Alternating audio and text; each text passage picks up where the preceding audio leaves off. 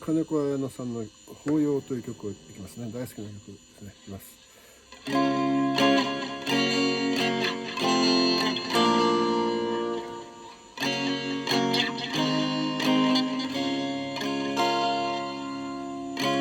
星が降って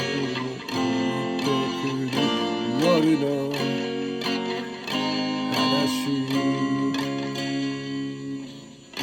君と作った電車のレールは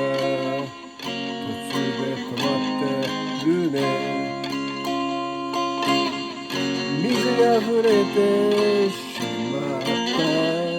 悲しいと俺は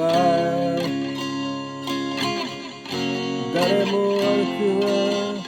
なくてただ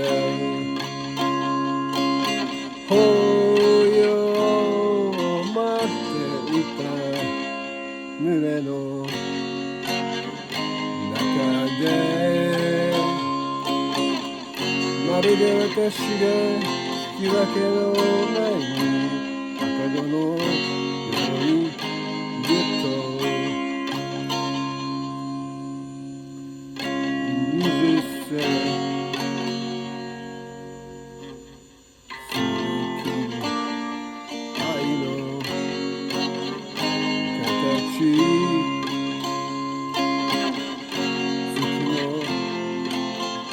忘れないでもや体は温かい年はまた